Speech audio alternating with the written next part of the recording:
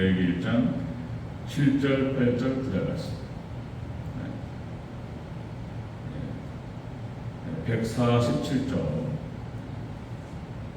다 찾으셨으면 우리 함께 합독하겠습니다. 같이 읽습니다. 7절, 8절, 9절 함께 읽습니다. 시작. 제사장 아론의 자손들은 제단 위에 불을 붙이고 불 위에 나무를 벌려놓고 아론의 자손 제사장들은 그 뜬 각과 머리와 기름을 제단 위에 불 위에 있는 나무 위에 벌려 놓을 것이며 그 내장과 정강이를 물로 씻을 것이요 제사장은 그 전부를 제단 위에서 불살라 번제를 드릴지니 이는 화제라 여호와께 향기로운 냄새니라. 아멘. 네, 감사합니다. 아버지 예수님, 예수님의 영광이 넘치시기를 축원합니다. 아멘. 네, 오늘 함께 읽으신 레위기 1장 7절에서 9절 말씀. 자, 오늘 본문을 토대로 지난주에 이어서 소의 번제 의미라는 제목으로 말씀을 이어가도록 하겠습니다. 자, 소의 번제, 제물을 불살라서 하나님께 제물로 드리는 그런 제사가 되겠습니다. 자, 무슨 의미가 있는가? 지난주에 우리가 봤던 것 다시 한번 확인하겠습니다. 소의 번제는 이런 식으로 하나님께서 드리라고 명령하셨던 말씀이죠. 자, 흠없는 수컷으로 드려야 된다. 흠없는 수컷으로. 어디가 찍혔거나, 어디가 털이 뽑혔거나, 어디가 상처가 났거나, 아니면 다리를 절거나, 이런 것들이 있으면 안 돼요. 깨끗한 거, 아주 깨끗하고 흠없는 거, 정결한 거, 그것을 하나님께 드리라 말씀하셨습니다. 이것은 죄가 없으신 예수님을 상징적으로 보여준다는 것입니다. 죄 없으신 예수님을 통한 예배를 드려야 된다, 이런 말씀이고요.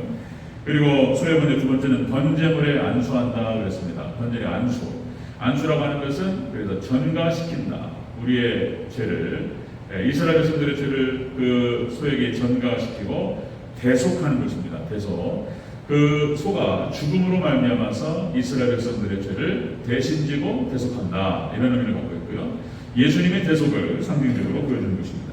그 다음에 소의 번제 세 번째는 그 피를 받아서 단 사면에 뿌립니다. 동서남북 사면에 뿌린다.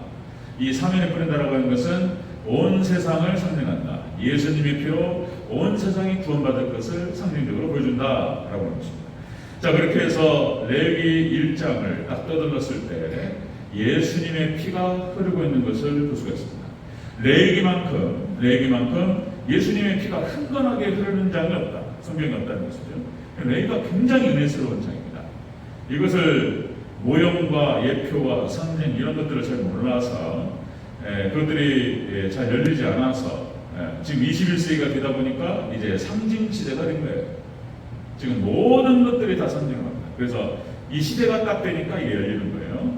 자, 오늘 네 번째, 다섯 번째, 여섯 번째까지 한번 쭉 살펴보도록 하겠습니다.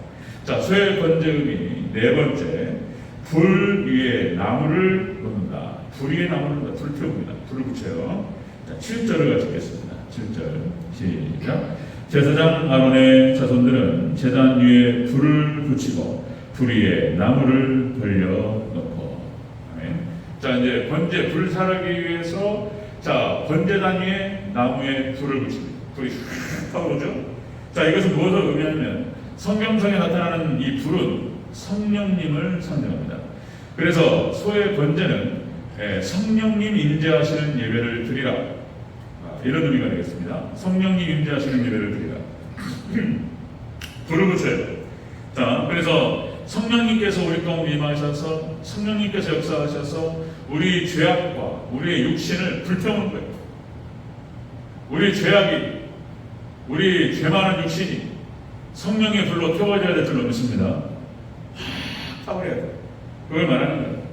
우리 예배는 그렇게 우리가 하나님께 드리는 제사, 우리가 드리는 예배는 삼일째 하나님의 영광 받으시는, 삼일째 하나님께 영광 올려드리는, 삼일째 하나님과 함께 나아가는 그런 예배다라고 하는 것입니다. 우리가 기도를 할 때 그전에도 말씀드린 것 같은데, 기도라고 하는 것은 누구한테 드리는 거냐? 기도가 천지신명이냐, 알라냐, 누구냐? 그 대상이 누구냐? 자, 기도라고 하는 것은 성부 하나님께 나갑니다. 성부 하나님. 그리고 성자 예수님의 이름으로, 성자 예수님을 통해서, 예수님은 통하지 않으면 안 되는 거예요. 그래서 기본이죠, 기본. 예수님의 이름으로 기도 올려드립니다. 이게 빠지면 안 되는 거예요. 예수님의 이름으로, 예수님을 통해서 우리는 하나님께, 성부 하나님께 나아갈 줄로 믿습니다. 그 과정에서 성령님께서 도와주시는 거예요. 삼위일체 하나님이 함께 하시는 거예요. 우리 기도 하나만 하더라도.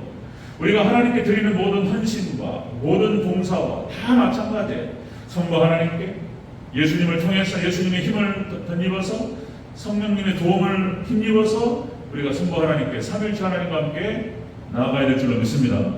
기도가 그런 것이고 우리 기독교의 모든 봉사와 모든 활동이 다 마찬가지예요. 그러니까 예배가 또 그런 거예요. 예배가 우리가 하나님께 제사를 드릴 때 성부 하나님께 예수님의 성자 예수님의 이름으로 예수님을 통해서 성령님의 도우심 가운데에서 그렇게 하나님께 나아갈 때 하나님 온전히 받으실 줄로 믿습니다. 그렇게 되는 거예요. 그렇게. 자, 그래서 이렇게 불태운다. 불이라고 하는 것은 성령님을 상징한다 그랬습니다. 그리고 대표적으로 기름이라고 하는 것, 기름을 붓는다. 이게 성령님을 또 상징해요. 기름이라고 하는 것은. 자, 그래서 출애굽기 29장 29절 아론을 하나님께서 대제사장으로 삼으시고 아론의 후손들, 아론의 아들 쭉 내려가죠. 그것이 이제 쭉 내려갑니다. 대제사장이 그 흐름들이 나가는데요. 자, 출애굽기 29장 29절에 이렇게 기록됩니다. 아론의 성의는 옷을 말하는 거예요. 성의는 후에 아론의 아들들에게 돌릴지니 그들이 그것을 입고 기름 부음으로 위임을 받을 것이며 기름을 부어서 위임합니다. 그 대를 이어서 나아가요. 그러니까 레위지파 그리고 제사장을 하나님께서 세우셨어요. 그래서 기름을 부어서 내려갑니다. 기름을 부는다고 하는 것은 성령님께서 임하신다는 것을 상징적으로 보여준다 그런 것입니다. 자, 출애굽기 30장 30절 너는 아론과 그의 아들들에게 기름을 발라 그들을 거룩하게 하고 그들이 내게 제사장 직분을 행하게 하라. 그렇죠? 기름을 부어요. 기름을. 자, 그 다음에 레위기 4장 5절에서 이렇게 기록되죠. 기름 부음을 받은 제사장은 그 숫송아지의 피를 가지고 회막에 들어갈지니. 그래서 성소와 지성소로 쫙 가지고 들어갑니다. 기름 부음을 받은 제사장이 그 속죄 제물의 피를 받아서 들어가요. 피를 뿌립니다. 이게 아니라 레위기만 보면은 대체 왜 그렇게 하라고 했는지를 이해를 못한다니까요. 그래서 구약 성경과 신약 성경을 같이 짝을 맞추고 예수님의 관점으로 볼 때 구약 성경이 열리는 거예요. 안 그러면 이해를 할 수가 없는 거예요. 왜 그렇게 하라고 하는지, 왜 피를 각을 떠가지고 짐승을 잡고, 그 피를 받고 내장을 다 뽑아가지고 이게 뭐냐 말이에요. 피 비린내가 진동하고 다 불태워가지고 이게 또 하나님 받으시는 향기다 이러니까 이해가 안 됐단 말이에요. 그런데 신약 성경과 맞추고 짝을 맞추고 그리고 예수님으로 보면은 이게 기가 막힌 얘기가 되는 거예요. 기가 막힌 은혜가 되는 말씀입니다. 자, 여러분들 왕을 삼을 때도 하나님께서 기름을 바라라 말씀하셨어요. 사무엘상 16장 3절 사무엘에게 하신 말씀 이새를 제사에 청하라. 이새가 다윗의 아버지죠. 이새를 제사에 청하라. 내가 너에게 행한 일을 가르치니 내가 내게 알게 하는 자에게 나를 위하여 기름을 부을지니라. 나를 위하여 기름을 부어라. 그가 바로 다윗이었습니다. 다윗. 막내 아들. 그러니까 8번째 아들. 어디는 또 7번째 그렇게 하는데요. 그러니까 8번째 아들이었습니다. 다윗이. 그래서 그 막내 아들에게 기름을 부었습니다. 기름을 부었다라고 하는 것은 성령님을 부었다. 성령님께서 임하신다. 그런 뜻을 하고 있습니다. 자, 소의 번제는 바로 그런 것이었다. 소의 번제는 그렇게 해서 성령님께서 임재하시는 번제, 예배를 드리라. 그런 의미를 갖고 있다.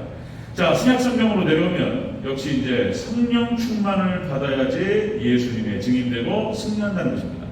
예수님께서도 육신을 입으셨기 때문에 성령 받으셔야겠다. 그죠? 예수님께서도 공생애를 시작하시면서 첫 번째 세례 요한에게 세례를 받으시고 그리고 성령 충만을 받으셨어요. 육신을 입으셨기 때문에 연약한 육신. 우리가 연약한 육신을 이끌고 이 땅을 지내면서 성령 받아야 승리할 줄로 믿습니다. 성령 받아요. 사도행전 1장 8절이 또 그런 얘기예요. 너희에게 성령이 임하시면 너희가 권능을 받고 내 증인이 되리라. 그죠? 그렇게 약속하셨고, 그리고 사도행전 2장 사건에서 오순절 성령 강림이 임하시고, 그리고 초대교회와 사도들은 완전히 변화돼요. 그 전 사람과 그 이후의 사람이 완전 달라요. 기름 부음을 받고 성령 받을 때 완전히 다른 사람이 된다는 것입니다. 그렇게 해서 여러분들 역시 우리도 이 마지막 때 정말 예수님 그 보혈의 피공로를 의지하고 그리고 죄사함에 대한 확신을 가지고 성령님 임하심을 구하며 나아갈 때 결국 우리가 승리하게 될 줄로 믿습니다. 성령께서 우리 대전제일교회 강력하게 임하시기를 주의 이름으로 축원합니다. 성령님께서 집단적으로 임하시는 것을 부흥이라고 얘기하고 개인적으로 임하시는 것을 성령 세례라고 얘기해요. 그 용어를 뭐라고 했든 성령 충만이라고 표현했든 성령 세례라고 표현했든 개인에게 임하시는 것이 성령 세례다. 지금은 이제 마지막 때 역시 성령님께서 우리를 도우실 줄로 믿습니다. 성령님께서는 예수님이 선포되는 곳에 복음이 선포되고 말씀이 선포되는 곳에 말씀과 예수님이 가시는 곳에 따라가는 거예요. 따로 역사하지 않아요. 별개로 역사하지 않고 같이 역사하는 거예요. 자, 설교 말씀을 설교하기에 가장 중요한 원리가 설교를 할 때, 저도 그걸 늘 항상 생각하면서 준비하는데, 이제 영어로 표현하면은 로직 온 파이어, 불 붙는 논리 이런 표현을 쓰죠. 그래서 설교라고 하는 것은 본문을 가지고 정확하게 의미를 드러내고, 그리고 저도 이제 마찬가지입니다. 그 설교문을 작성할 때, 그리고 제가 설교단에 올라오기 전에 그 설교 원고를 보면서 제가 숙지를 해요. 쭉 보면서 뭐 거의 암기하다시피, 그러니까 이제 제가 충분히 숙제를 하고, 그러니까 이제 작성하는 과정, 그 다음에 숙제하는 과정, 제가 전달하는 과정이 있어요. 자, 지금 제가 전달하고 있는데 제가 항상 느끼는 것은 작성할 때 은혜가 다르고요, 작성할 때 은혜가 다르고, 숙제할 때 은혜가 다르고요, 전달할 때 은혜가 달라요.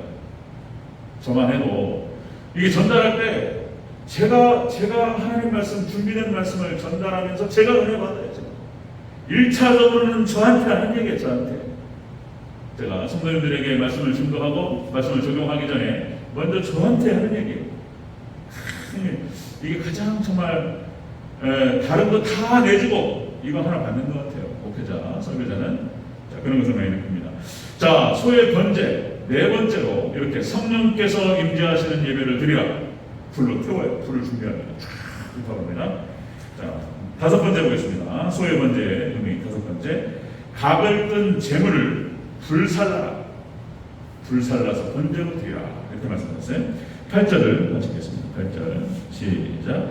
아론의 자손 제사장들 그 뜬 각과 머리와 기름을 제단 위의 불에 위에 있는 나무에 벌려 놓을 것입니다. 아멘. 자, 쫙 벌려놔요. 그리고 이제 그 활활 타오르는 그 나무 위에다 그 번제물 올려놓고 태웁니다. 싹 불살라 버리는 거예요. 이것은 무엇을 의미하냐면 우리 죄악된 육신이 성령의 불로 불살라 버려야 된다는 것을 성경적으로 보여준다는 것입니다. 우리 육체는, 우리 죄악된 육체와 우리 죄악들은 성령의 불로 불태워져야 될 줄로 믿습니다. 이걸 첫 번째 의미하고 연결되면서 싹 타버려야 된다. 죽어버려야 된다. 싹 불태워져서 죽어야 된다라고 하는 것을 말하는 것이죠. 자, 여기서 각을 뜬 제물은 예수님을 상징적으로 보여줘요. 그죠? 각을 뜬 제물은 예수님을 말하는 거예요. 예수님께서 이렇게 죽으시는 거예요. 이제 죽으시는 거예요. 자, 그런데 예수님만 죽는 것이 아니고 예수님의 제자들, 예수님을 따라가는 우리 성도들도 똑같은 것이죠. 똑같이 가는 거예요. 예수님께서 가신 그 길을 우리도 똑같이 따라가는 거예요. 예수님께서 제물 되셔서 완전히 그냥 머리 자르고 팔다리 자르고 배를 갈라가죠. 그렇죠? 완전 각을 떠가지고 죽여요. 그리고 예수님 제물 되셨어요. 우리도 똑같은 거예요. 우리도 다시 말씀드리면 로마서 12장 1절 너희 몸을 거룩한 산 제물로 드리라. 이는 너희가 드릴 영적 예배입니다. 예수님께서 제물 되셨던 것처럼 우리도 똑같이, 저도 마찬가지로 다 제물 되어야 될 줄로 믿습니다. 아멘. 하나님의 나라가 확장되고 많은 영혼들이 하나님께로 돌아오는 그런 과정 가운데에서 우리가 제물 되는 거예요. 제가 제물 되는 것이고 제가 대전제일교회 하나님께서 허락하시는 날까지 그런 마음으로 늘 생각하죠. 내가 제물 되어야 된다. 저만 제물 되는 것이 아니고 우리 장로님들, 앞에 서신 분들, 권사님들 똑같은 거예요. 성도라면 다 똑같이 예수님께서 제물 되셔서 죽으셨던 것처럼 우리 예수님을 따라가는 제자들은, 성도들은 똑같이 다 말씀 붙들고 잘 죽어야 될 줄로 믿습니다. 아멘. 제물되는 거예요. 예수님 다시 거기를 똑같이 따라가는 것입니다. 소의 번제는 바로 그걸 의미합니다. 소의 번제는 네 번째, 성령께서 임재하시는 예배를 드리고 성령님의 불로 인해서 완전히 불살라져 죽는 예배를 드리라. 이것을 성경적으로 보여준다는 것입니다. 그리고 이런 각도로 믿음의 선진들과 믿음의 용사들을 살펴보면은 히브리서 11장에 나타나는 믿음의 선진들 15명이 기록돼요. 믿음의 용사 15명이 기록되는데 다 마찬가지예요. 이렇게 하나님 말씀을 붙들고 다 잘 죽었던 사람들이에요. 이 말이 좀 과격한데 이 말 그대로예요. 그냥 말씀 붙들고 죽는 거예요. 자신을 죽이는 거예요. 예. 자, 여러분들 아벨의 제사가 바로 순교의 예배였다고 그랬죠. 예, 순교의 제사를 드렸다. 그래서 아벨이 그렇게 하나님께서 받으시는 예배를 잘 드렸다. 자, 고린도전서 15장 31절 사도 바울은 나는 날마다 죽노라 이렇게 고백합니다. 자, 고린도전서 15장 31절 형제들아 내가 그리스도 예수 우리 주 안에서 가진 바 너희에 대한 나의 자랑을 두고 단언하노라. 사도 바울의 표현이 단언한다. 확신을 가지고 말하는 거예요. 단언하노니 나는 날마다 죽노라. 사도 바울은 날마다 자신을 죽였어요. 그러니까 이것이 예수님께서 가신 그 길을 따라가는 예수님의 제자 사도로서 자신을 날마다 쳐서 복종시키고 자신을 죽였다. 우리도 똑같은 방식으로 우리가 하나님 받으시는 거룩한 산 제물로 드리면서 영적 예배를 드릴 때 자신을 죽이면서 하는 거예요. 자신을 죽이면서 하는 것이다. 갈라디아서 2장 20절 그래서 이렇게 고백합니다. 사도 바울은 내가 그리스도와 함께 십자가에 못 박혔나니 그러니 이제는 내가 사는 것이 아니요 오직 내 안에 그리스도께서 사시는 것이다. 우리가 말씀 붙들고 죽을 때 우리 안에서 예수님께서 나타나실 줄로 믿습니다. 아멘. 내 안에 예수님께서 사시는 것이다. 나는 죽었다. 그리고 날마다 죽노라. 과거에 죽었고 그리고 현재 진행형은 계속 죽는 거예요.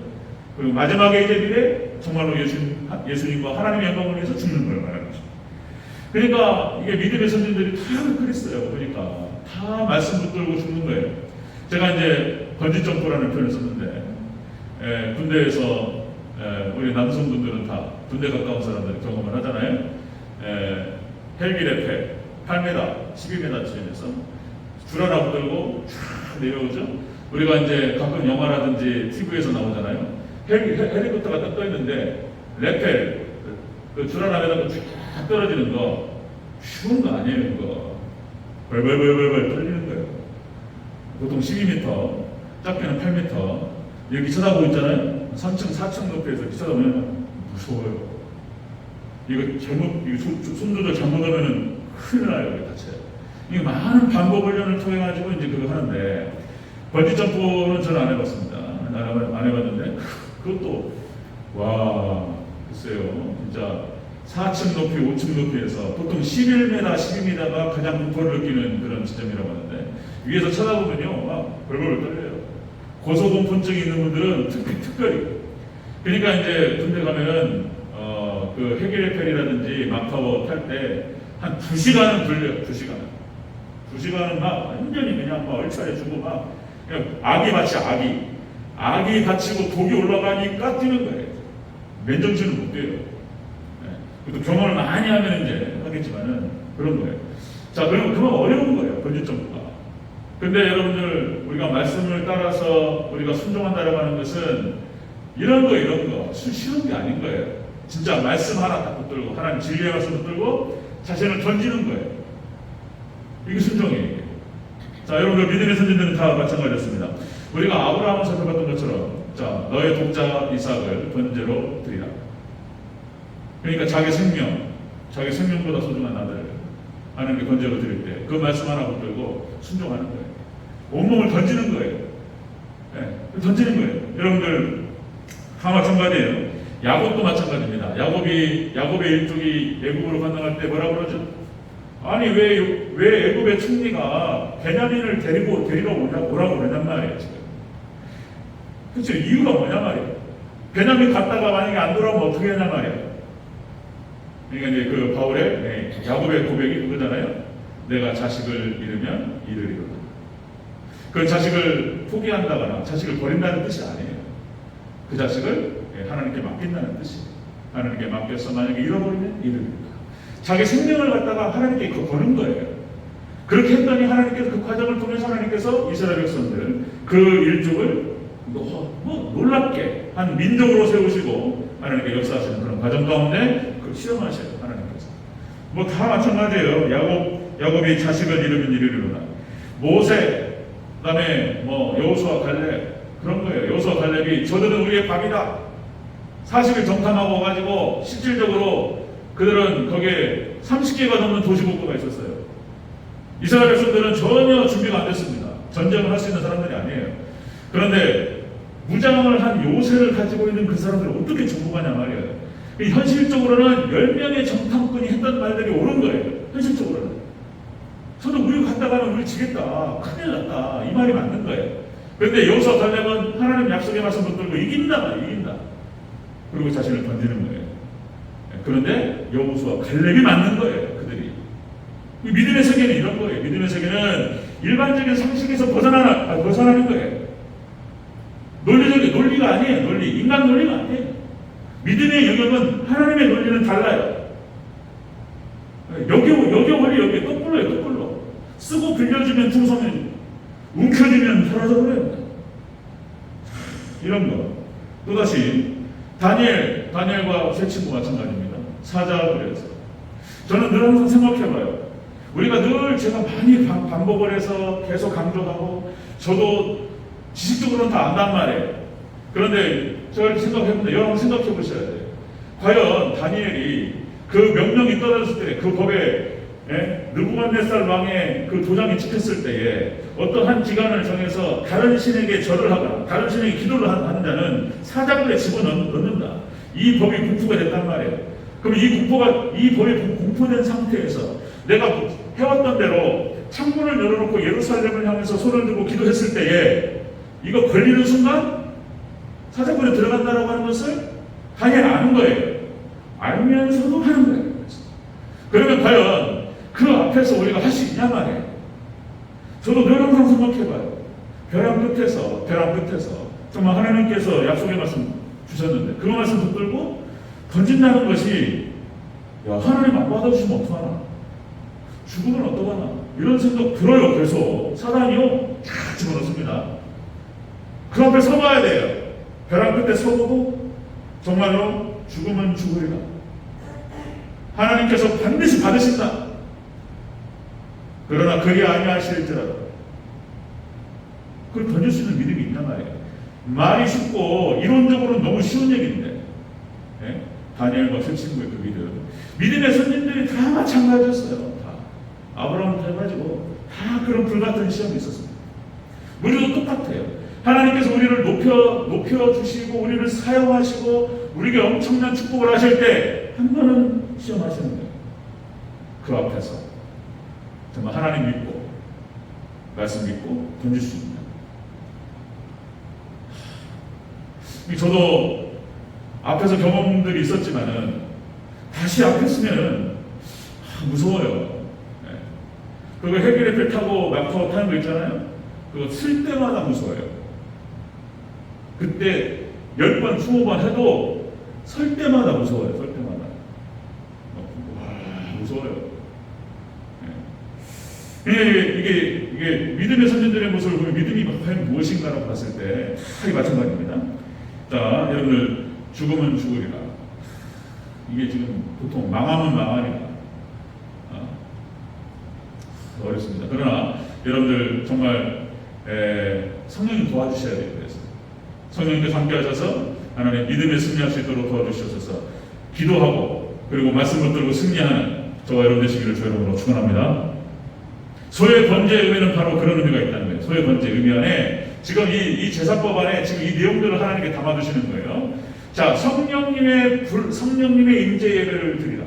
그리고 그 성령님의 불로 자신을 태워서 죽으라. 이런 얘기예요. 그래야지 예수님이 드러나는 거예요. 하나님의 역사가 이제 드러나는 거예요. 자, 6번째 마지막 보겠습니다. 소의 번제의 의미 6번째. 자, 이렇게 할 때 여호와께 향기로운 냄새가 된다는 것입니다. 여호와께 향기로운 냄새가 된다. 자, 9절을 같이 읽겠습니다. 9절 시작. 그 내장과 정강이를 물로 씻을 것이요 제사장은 그 전부를 제단 위에서 불살라 번제를 드릴지니 이는 화제라 여호와께 향기로운 냄새냐. 아멘. 이게 향기로운 냄새라는 거예요. 그러니까 다시 말씀드리면 이거를 갖다가 현상적으로만 놓고 봤을 때 레위기서만 놓고 보면은 이게 지금 뭐냐 말이에요. 이게 지금 이 예수님에 대한 어떤 그 십자가의 그 은혜와 예수님 십자가의 대속하심과 유월절의 그 은혜와 이것들은 몰라요. 모르는 상태에서 이것만 보면 이해를 못한다니까요. 이상한 사람이 이상한 신이네. 여호와는 이상한 신이야. 이렇게밖에 이해가 안 되는 거예요. 근데 예수님과 연결되고 예수님이 십자가와 연결될 때 이게 기가 막힌 얘기가 되는 거예요. 기가 막힌 은혜다. 자, 이것이 바로 여호와께 드리는 향기로운 냄새가 된다. 자, 이 말은 뭐냐면 이렇게 예배를 드릴 때에 하나님 받으시는 예배가 된다 그런 뜻입니다. 하나님 받으시는 예배가 된다. 그러니까 죄 없으신 흠없는 소로 하나님께 드릴 것이며 죄 없으신 예수님을 통한 예배를 말하는 것이고요. 그 다음에 자 안수하라. 안수해서 전가시키고 대속 예배를 드리는 거예요. 그 다음에 그 피를 받아가지고 사면에 뿌린다. 온 세상이 예수님 피로 구원을 받는다. 그리고 우리가 드려야 될 예배는 성령님께서 임하시는 예배야 하며 그리고 다섯 번째 성령께서 임하셔서 성령의 불로 불태워져야 됩니다. 성령께서 함께 하셔야만 하는 그래야 이기는 예배예요. 우리의 의지로는 안 되는 거예요. 다니엘, 새 친구, 아브라함, 믿음의 선진들이 다 성령님께서 도와주셔서 승리한 줄로 믿습니다. 도와주시면 맨정신으로는 안 되는 거예요. 맨정신으로. 자, 그래서 여기서 향기롭다라고 하는 것은 원어 뜻이 그런 뜻입니다. 향기롭다라고 하는 것은 나흐 야흐 원어 발음이 나흐 야흐 이게 이런 뜻이에요. 진정시키다는 뜻이에요. 진정시키다. 우리가 화상을 입거나 상처를 입잖아요. 그러면 어떻게 해야 돼요? 우리 화상 입으면 뭐 하죠? 소주 뿌리던가요?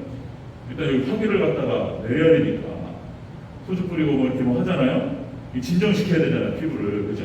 그러니까 죄가 발생했어요. 죄가 발생해서 누구 하나는 다쳤단 말이에요. 그러니까 이게 불법이에요. 불법. 그 사람을 갖다가 뭐 거짓말을 했든지 도둑질을 했든지 그죠? 그러니까 어떤 사람은 돈을 잃어버렸잖아요. 살인을 했으면 그 사람은 죽었단 말이에요. 그냥 넘어갈 수 없단 말이에요. 그 죄값을 치러야 된단 말이에요. 그러니까 대속을 통해 대속이라고 하는 방식을 하나님께서 그걸 뭐라고 표현할까요? 개발이라고 할까요? 발명이라고 할까요? 네? 그 하나님께 그런 방식을 통해서 택하신 백성들을 용서하시라고 하셨단 말이에요. 그냥 대속의 방식을 통해서 이렇게 진행할 때 하나님의 공의와 하나님의 진노가 진정된다는 뜻이에요. 이게 그 뜻이에요. 향기롭다는 뜻이 자 진정시키다, 달래다, 평온케 하다 이런 뜻이에요.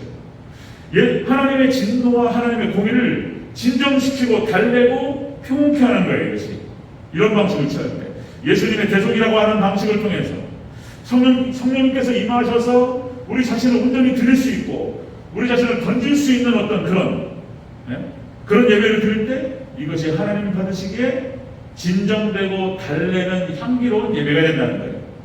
그걸 갖다가 지금 오늘 1장 소의 번제에서 얘기하고 있다.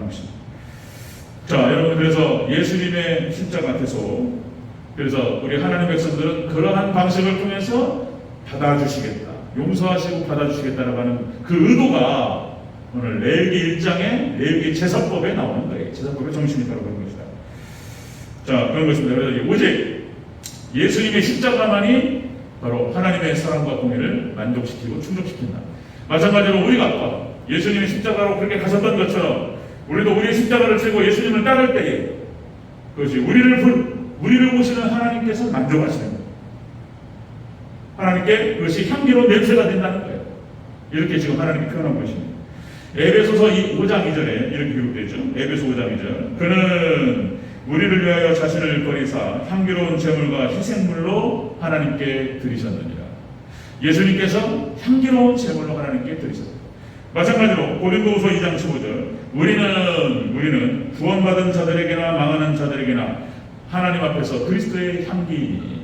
우리 하나님 백성들은 하나님께 그리스도의 향기를 발해야 될 줄로 믿습니다. 아멘. 그리스도의 향기라고 하는 것은 다른 게 아니고 우리 십자가를 지고 주님을 따라가는 것. 그리고 성령께서 도와주셔서 우리 자신을 말씀 붙들고 던질 수 있는. 그러네요. 진짜 우리 하나님 성령이 기름 부어주시고 성령 충만할 수 있도록 도와주셔서, 그래서 교회에서 하나님 어떤 권력을 얻게 하옵소서, 잘 되게 하옵소서, 부자 되게 하옵소서, 이런 거라기보다는 이런 기도가 아니라 이거죠. 성령 충만하고 성령께서 역사하셔서 말씀 붙들고 잘 죽을 수 있도록 도와주셔서, 이런 기도가 나와야 된다는 것이죠. 자, 그렇습니다. 그래서 역시 십자가 부활신앙, 십자가를 지고 자신을 죽일 때, 자신을 던질 수 있을 때 부활의 놀라운 영광이 있을 줄로 믿습니다. 이 성경은 다 그걸 얘기하고 있다는 것이죠. 자, 말씀 정리하겠습니다. 소의 번제의 의미는 바로 그런 것이다.